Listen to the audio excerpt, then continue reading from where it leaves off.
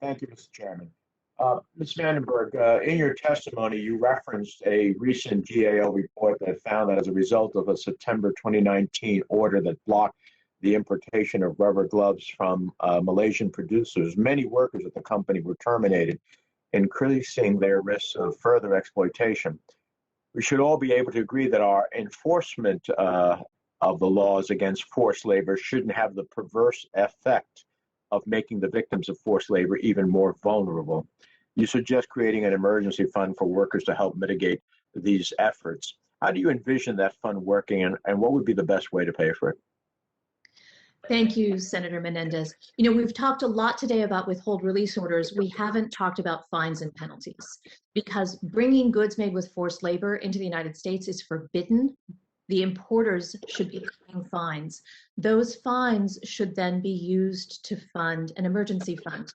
There has been only one finding issued by Customs and Border Protection and only one penalty so far that has been initiated against a company. It was a $575,000 fine against Pure Circle for bringing in shipments of stevia, the artificial sweetener, that was subject to a withhold release order. So what we would like to see is that money go not to the Treasury and not to the general fund, but see that money go to an emergency fund for workers.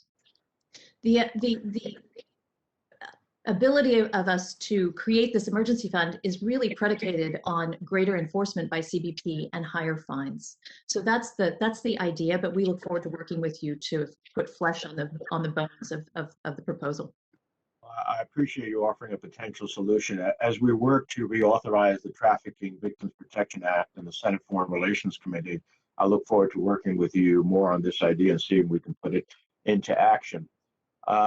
In my role as chairman of the Foreign Relations Committee, we have been particularly focused on goods and services sourced from Xinjiang by U.S. companies, ranging from computer terminals and other high-tech goods to cotton used in the manufacturing of textiles and apparel.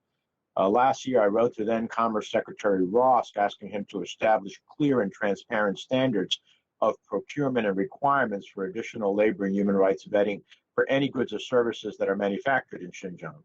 My colleagues, Senator Merkley and Rubio, have introduced bipartisan legislation, the Uyghur Forced Labor Prevention Act, that would do this and more, including authorizing the use of sanctions on individuals knowingly facilitating forced labor. And I look forward to having a markup of, in some form in the near future, that type of approach.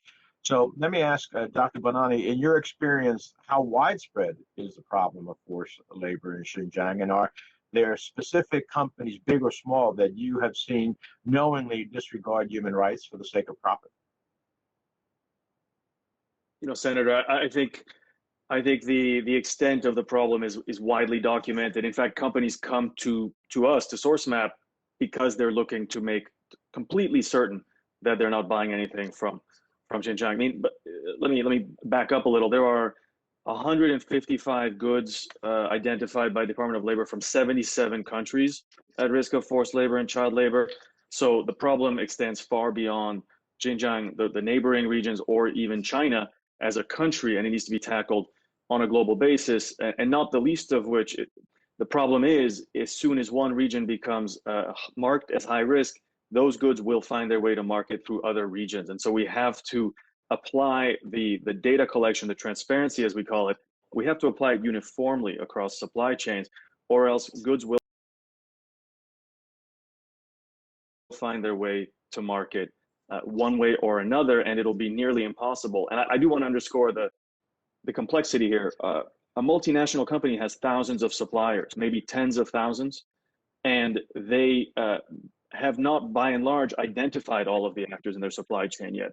So by setting a clear standard, what customs can do is make it very easy for companies to obtain that baseline level of visibility, to know who the actors are, not just direct, but indirect, and not just in high-risk regions, but in low-risk regions as well, where product is likely to be smuggled. Question. When the Finance Committee was debating Trade Promotion Authority legislation in 2015, it passed my amendment that barred fast-track procedures for any trade agreement with a country on Tier 3 of the State Department's Trafficking in Persons report, which essentially are the countries whose governments don't expend even the minimum effort to fight forced labor or sex trafficking. Ms. Hughes and Ms. Vandenberg, how have these disciplines worked out so far, and how should we be looking to improve forced labor standards in future agreements? Thank you so much. I'll go first. We think it's essential that those provisions are included in our trade agreements. We need the support from not just U.S. government, as we've been really focused on during the hearing, but also our international trading partners to eliminate forced labor in the supply chains. So we very much support that approach and look forward to continuing to work to that end. And I would completely agree. It is our view that all trade agreements that are negotiated need to have provisions that ban the importation of goods made with forced labor. And the reason is clear why we need this. It's because goods brought into US markets that are blocked by a withhold release order can simply be transshipped. And we have evidence that goods are being transshipped to Canada and to other markets. And so all of the markets need to have this importation ban. Thank you, Mr. Chairman. Thank you. Thank you, Senator Menendez. I don't see another senator